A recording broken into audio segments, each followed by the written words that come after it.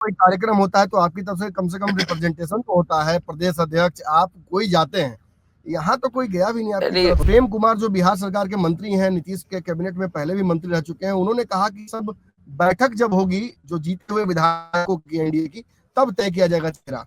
इसका नुकसान नहीं होगा? आपको लगता नहीं कि इससे जदयू नाराज हो जाएगी? निशांत जब राजनीति में ही पहला कदम रख रहे हैं तो उनसे भारी भरकम सवाल पूछेंगे तो स्वाभाविक रूप से थोड़ी असुविधा तो होगी जवाब देने में। और आदरणीय उपेंद्र कुशवाहा जी के उसी सुझाव के आधार पर ये पूरे प्रदेश में यह कार्यक्रम चल रहा है। तो इससे यह स्पष्ट होता है कि हमारे नेता का महत्व गठबंधन में क्या है और उनके सुझाव को कैसे अहमियत दी जा रही है कि गठबंधन में मिल बैठकर ये निर्णय हो जाएगा। नोरमा ग्रुप, जो सोचता है वो करता है। आपके अपने सपनों का आशियाना। एक और सवाल मेरा बड़ा महत्वपूर्ण है। कुंभ में आप नहा रहे थे, उस दौरान भागलपुर में रैली हुई, वहां नहीं पहुंच पाए आपके नेता, मैंने देखा था तस्वीर। तो वो तो सवाल बनता नहीं है, वो एक तरह से नाजायज सा विवाद हो जाएगा। लेकिन कल मांझी जी के कार्यक्रम में आपको होना चाहिए था। आप बार बार संविधान की बात करते हैं, आप बार बार दलितों के हक की बात करते हैं, मैं आपके नेता की तरफ बोल रहा हूँ। और आज भी कॉलेजियम सिस्टम पर उन्होंने आवाज उठाई है, मैंने फेसबुक पोस्ट देखा उनका।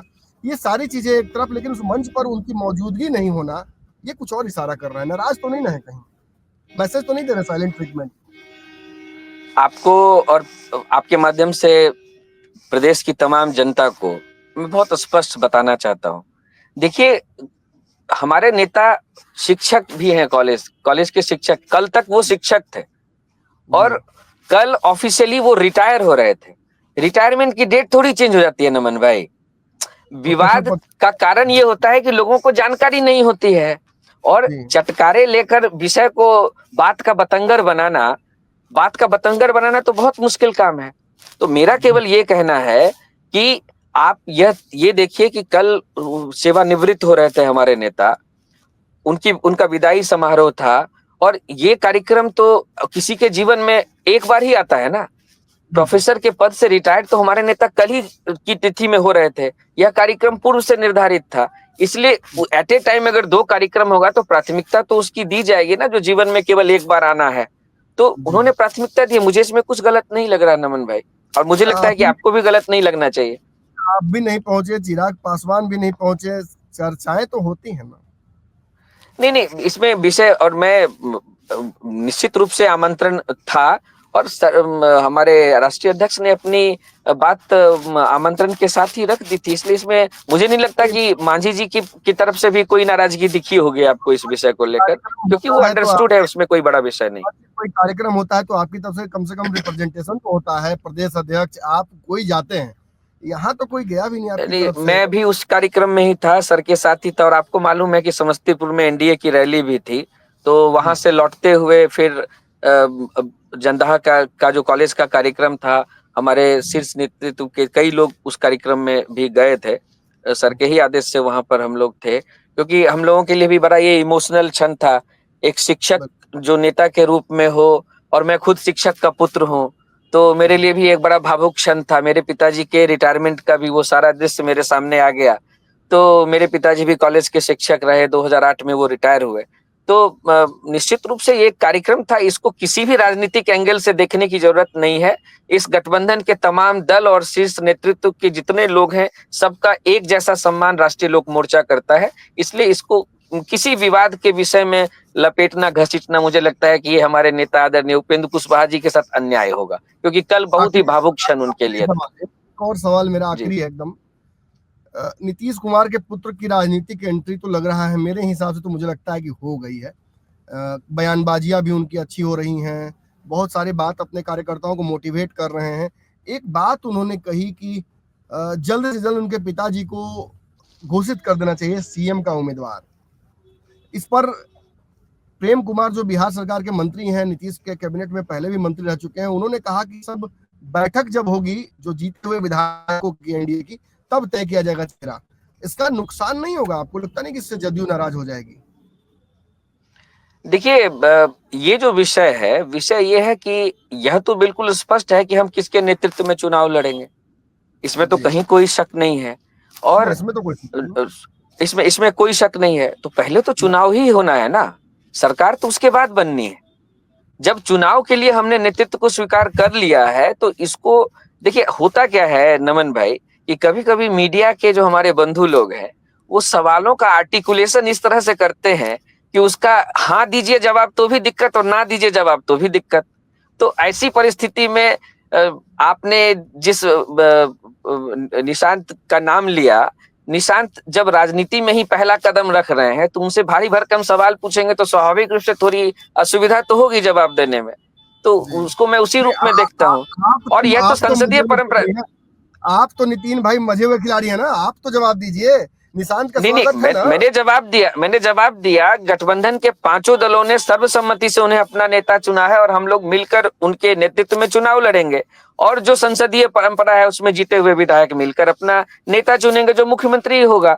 इसमें तो कहीं कोई शक नहीं है। अगर आप ये कहना चाहते हैं कि हम आज ही ये बता दें कि ये सारे विधायक हैं और इन सब का मत है कि इनको बनाना चाहिए, तो अन्याय होगा विधायकों के साथ। तो आप पहले एक कदम चलने दीजिए। हमने मिलकर चुनाव लड़ने का तय किया है और निश्चित रूप से हम ये महसूस करते हैं कि इस गठबंधन में हर नेता, हर दल का उचित सम्मान और उसकी क्षमता का उचित मूल्यांकन के आधार पर हम चुनाव में जाएंगे। और निश्चित रूप से इस बार 2025 के चुनाव में भी एनडीए की सरकार बनेगी और पूरी मजबूती के साथ बनेगी। निशांत की राजनीतिक एंट्री पर क्या कहना है? लवकुश समीकरण स्वागत है उनका। देखिए विषय दो विषय है। हो ये रहा है, और मैं, आप जानते हैं कि मैं साफगोई से बात करने की, आप उसको मेरी आदत कहिए या बीमारी कहिए, हो ये रहा है कि निशांत की राजनीति में एंट्री के विषय को बिहार के सीएम पद से लोग जोड़कर मजे ले रहे हैं। विषय उनके जदयू के नेता के रूप में एंट्री लेने का है, तो इसमें कहाँ कोई दिक्कत है?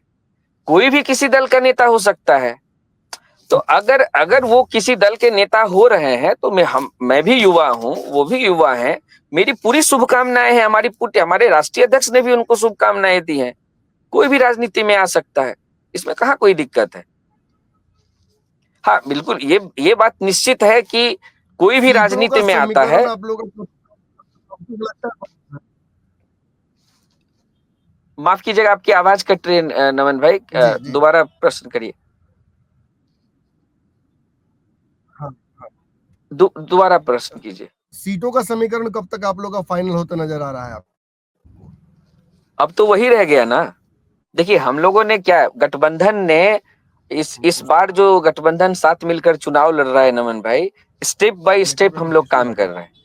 हम लोगों ने क्या किया है, हम लोगों ने अभी अपने गठबंधन को धरातल के स्तर पर ले जाने की कोशिश की है और इसी के तहत एनडीए के कार्यकर्ता सम्मेलन का आयोजन पूरे बिहार में हो रहा है। अभी 31 मार्च तक के लिए भी कार्यक्रम प्रेस के तमाम मित्रों को बता दिया गया है। शेखपुरा में अंतिम 31 मार्च तक का कार्यक्रम है जो शेखपुरा में होगा। आज मधेपुरा में कार्यक्रम संपन्न हुआ है और फिर से 22 या 23 तारीख से हमारा जो है वो 5वें चरण का कार्यक्रम शुरू होगा जो 31 मार्च तक चलेगा।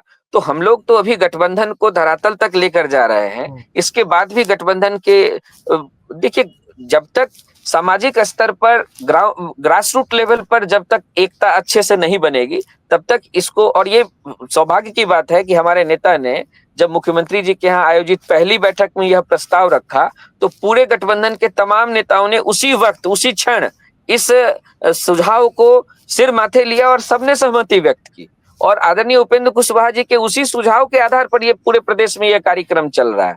तो इससे यह स्पष्ट होता है कि हमारे नेता का महत्व गठबंधन में क्या है और उनके सुझाव को कैसे अहमियत दी जा रही है। तो इसमें कहीं कोई दो राय नहीं है। मैं बिल्कुल आश्वस्त हूं इस विषय पर कि गठबंधन में मिल बैठकर ये निर्णय हो जाएगा और प्रेस के ही माध्यम से तो पूरी पब्लिक को हम लोग बताएंगे। आप ही नमन जी पहले लोग होंगे जिसके माध्यम से हम जनता तक अपनी बात रखेंगे। जाते जाते ये बता जाइए कि सी वोटर का जो सर्वे आया है इसको कितना आप लोग मान रहे हैं? तेजस्वी यादव 41%, बिहार में सबसे पॉपुलर चेहरा मुख्यमंत्री जी। आपको मैं, लोग बहुत पीछे। देखिए, ये जो सर्वे वाला जो कार्यक्रम है, मेरा थोड़ा इसमें रिजर्वेशन है क्योंकि साइंस भी लोग कहते हैं इसको और कई लोगों की रोजी रोटी इससे चलती है, तो इस पर मैं कोई एडवर्स कमेंट करना नहीं चाहता हूँ। मेरा विश्वास थोड़ा कम है। इतने लोग सर्वे करने के लिए आए हैं, मेरी उम्र अब 40 प्लस हो चुकी है, आज तक मेरे पास कोई आया नहीं, ना वोटर के रूप में और ना ही आज राजनीति से जुड़े हुए होने के बाद भी कभी कोई सर्वे वाला मेरे पास आया है। अब मेरा हो सकता है कि दुर्भाग्य हो, या पता नहीं सर्वे का क्या तरीका है, मैं इस पे कोई कमेंट नहीं करूंगा। मैं केवल इतना बताना चाहता हूं कि ऐसा ही एक सर्वे हिमाचल प्रदेश में भी किया गया था, और वहां के जो मुख्यमंत्री के कांग्रेस के जो गद्दावर नेता जो मुख्यमंत्री के कैंडिडेट हुआ करते थे, उनके विषय में ये कहा जा रहा था, जहां तक मुझे याद है, कि 50% के आसपास उनका स्ट्राइक रेट चल रहा था कि लोग उनको पसंद कर रहे थे, और वो श्रीमान 2 जगह से चुनाव लड़े और दोनों जगह से हार गए। तो सर्वे की स्थिति तो ये है नमन भाई। तो अब क्या है कि ये सर्वे का जो पूरा रिजल्ट है, तेजस्वी जी मेहनत कर रहे हैं, उनको मैं बधाई देना चाहता हूँ। कई साल से मेहनत कर रहे हैं, और आदरणीय लालू प्रसाद यादव जी के बाद एक तरह से पार्टी को संभाल भी लिया उन्होंने, पार्टी के साथ वो जुड़ भी गए, और जिस मजबूती से वो अपना काम कर रहे हैं, इसके लिए हम लोग उसको शुभकामनाएं देते हैं।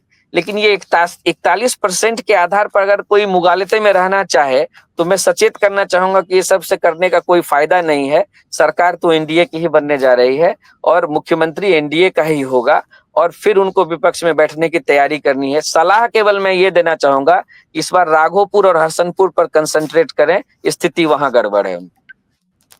और मुख्यमंत्री भी नीतीश कुमार ही होंगे। ये तो जब विधायक बैठेंगे तो तय हो जाएगा, उसकी घोषणा हो जाएगी। जैसे हमने अभी नेतृत्व में लड़ने की घोषणा की है, वैसे उसकी भी घोषणा हो जाएगी। आपने भी कही ही दी ये बात कि विधायक दल ही तय करेगा। संसदीय परंपरा वही है, संसदीय परंपरा ही वही है ना नमन भाई। अगर किसी एक दल की सरकार बन जाती है, बननी मान, महाराष्ट्र वाला खेल तो नहीं करना चाह रहे हैं आप लोग? महाराष्ट्र में आरएलएम कहाँ है? महाराष्ट्र में आरएलएम तो है नहीं। अगर किसी ने खेल किया, आपकी दृष्टि में अगर किसी ने खेल किया है, तो जिसने भी किया है उस पार्टी के प्रवक्ता इसके लिए ज्यादा जवाबदेह होंगे। आरएलएम तो महाराष्ट्र में नहीं है। आपकी पार्टी के रहते हुए ये सब खेल नहीं होने देंगे आप, यही आपका दावा है?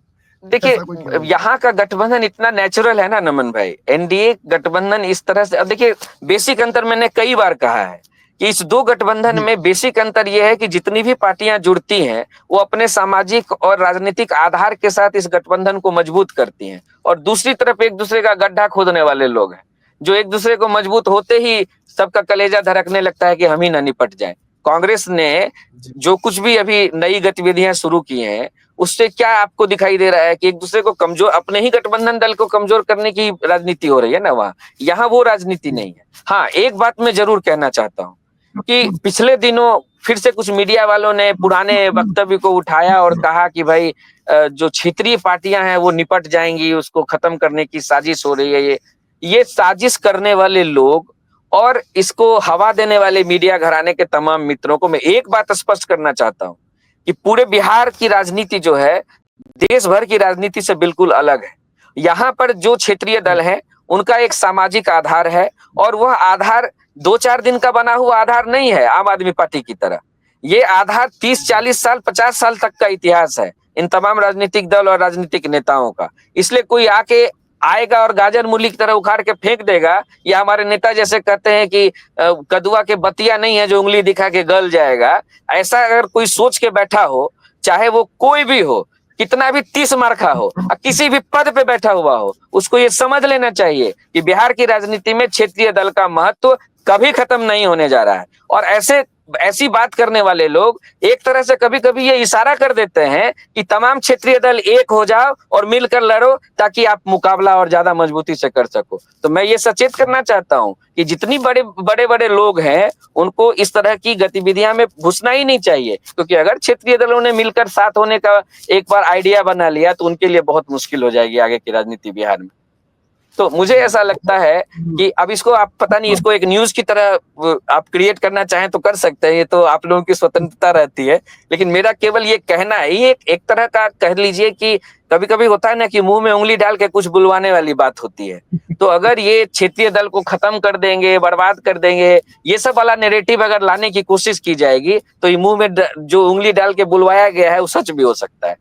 तो मुझे ऐसा लगता है कि आज की जो राजनीति है वो बिल्कुल स्पष्ट है। एनडीए एकजुट है, एक साथ मिलकर चुनाव मैदान में जाने के लिए तैयार है।